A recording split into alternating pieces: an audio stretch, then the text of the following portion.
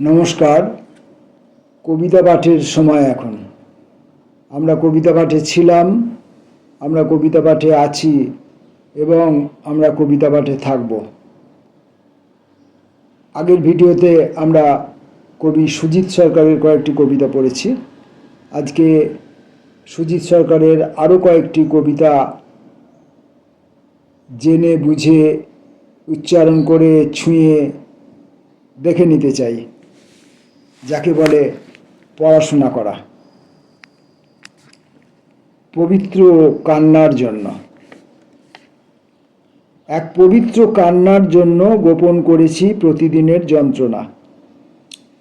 লক্ষ লক্ষ ছুঁচ আক্রমণ করে, দৃষ্টিকে বাঁচিয়ে রেখে হেঁটে যাই যেন সব দেখে যেতে পারি। এক পবিত্র কান্নার জন্য আমার অপেক্ষা, পুঁজ ফোঁড়া ঘা মেনে নিয়েছি সব। সুন্দরের কাছে নিজেকে উৎসর্গ করে যাব। অন্ধকারে আমার হৃদয় রজনীগন্ধার মতো জেগে থাকে।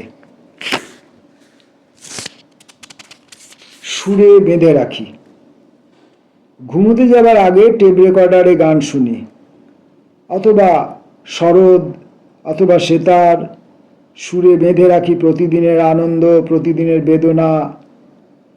সব জিজ্ঞাসা চিহ্নকে নিয়ে যেতে হবে পূর্ণচ্ছেদে। শুকনো ডাল, নুড়ি, কাঠকুটো মিলেমিশে যায় কুটুম কাটাম। সুরে বেঁধে রাখি প্রতিদিনের আনন্দ, প্রতিদিনের বেদনা। ভুল ভালোবাসা। সমস্ত আবেগ বড় ভুলভাবে ঝরে গেছে। আজ খুব ফাঁকা লাগে, খুব একা লাগে। সমস্ত আবেগ বড় ভুলভাবে ঝরে গেছে। আজ খুব ফাঁকা লাগে, খুব একা লাগে। গভীর রাতের নির্জনতায় দুই স্টেশনের মাঝখানে দাঁড়িয়ে পড়েছে ট্রেন বহুক্ষণ। গভীর রাতের নির্জনতায় দুই স্টেশনের মাঝখানে দাঁড়িয়ে পড়েছে ট্রেন বহুক্ষণ। কামরায় অন্য কোনো যাত্রী নেই। সেই কত দূর বাড়ি, কখন পৌঁছবো, কিভাবে পৌঁছবো কিছুই জানি না। সমস্ত আবেগ বড় ভুলভাবে ঝরে গেছে। শান্ত করে রাখি ঝড়। ছোটই হাত দিয়ে শান্ত করে রাখি বড় এক ঝড়। সারাদিন কাজ করি, সব রকমের কাজ, বাড়ির কাজ, পাড়ার কাজ, জীবিকার জন্য কাজ। কোনো কাজ ছোট নয়। ছেঁড়া সম্পর্কের গিঁট বাঁধি, পরিচিত মানুষদের সুখ দুঃখের ভিতরে গিয়ে দাঁড়াই। সেলুনের যে ছেলেটা চুল কাটে, তার বোনের পড়ার জন্য পাশ করা ছেলেদের থেকে বই চেয়ে নিয়ে আসি। এটু থালা বাসন যে মাঝে, সেই মালতীকে তার বেকার স্বামীর জন্য আমার পুরনো জামা প্যান্ট দিই। বাচ্চাদের সঙ্গে গলিতে ক্রিকেট খেলি, কখনো কুমির ডাঙা। জানি ঝড় আসবেই, ভাঙচুর ঠেকানো যাবে না। শিকড় উপড়ে যাবে, মুখ থুবড়ে পড়বে ল্যাম্পপোস্ট। তবু সাধ্যমতো যতটুকু পারি ছোট এই হাত দিয়ে শান্ত করে রাখি আগামী দিনের বড় এক ঝড়। ফিরে আসি নিজের ভিতরে। নিজের ভিতর থেকে বেরিয়ে এসেছি সেই কতদিন। আজ ফিরে যেতে চাই, অথচ পারি না। পথ ভুলে ক্রমশই চলে যাই আরও দূরে।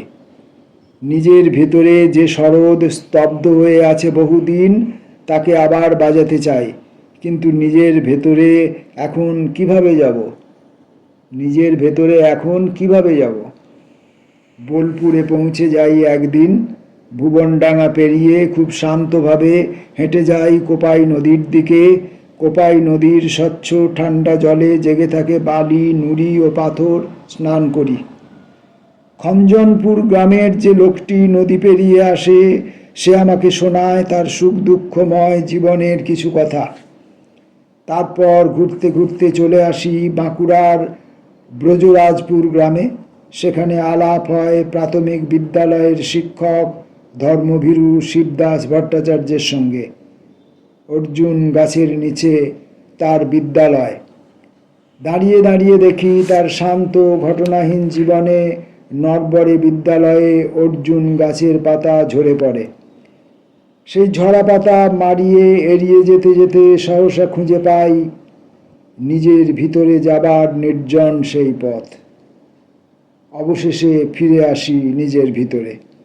মনে হয় সমস্ত পৃথিবী আমার নিজের ঘর বাড়ি, অনন্ত নীলিমা আমার ঘরের ছাদ, আর এই পৃথিবীর সমস্ত মানুষ আমার আত্মীয়। কতদিনের অব্যবহৃত সরোদ আবার বেজে ওঠে। একটু দ্রুত পড়া হয়ে গেল কবিতাটা, কারণ বাইরে থেকে এক দৈনন্দিন জীবনের, অকেজো জীবনের কাজের অকাজ, আমরা করি অকাজের কাজ, আর সংসার করে কাজের অকাজ। সেই কাজের অকাজের যে কাজ, তার আমন্ত্রণে এখনই সাড়া দিতে হবে। আর একটি মাত্র কবিতা পড়ে আজকের মতো সুজিত সরকার শেষ করব। সব মিলে যায়। আসা যাওয়ার পথের ধারে প্রতিদিন নর্দমার কালো জল দেখতেই হবে, কাদা মারাতেই হবে, ব্যাধির কুশ্রিতা মানতেই হবে। এসব খুবই সত্য, তবু আরও এক সত্য আছে। সূর্য আছে, চাঁদ ও নক্ষত্র আছে, অসীম প্রকৃতি আছে। এই দুই সত্যকে গ্রহণ করে তুমি বেঁচে থাকো। তাই সম্পর্ক ভাঙে না কোনো দিন। তোমাকেই কেন্দ্র করে একে অপরের বিপরীত মানুষেরা হাত ধরে বৃত্ত তৈরি হয়। মেলাতে চেয়েছো তুমি, দেখো কত সহজেই সব মিলে যায়। নমস্কার। আজকের মতো কবিতা পাঠ পর্ব, আমাদের পড়াশোনার সময় এখানে শেষ করতে হচ্ছে। পড়াশোনা বাদ দিয়ে আমরা এখন বাজে কাজে মেতে উঠব।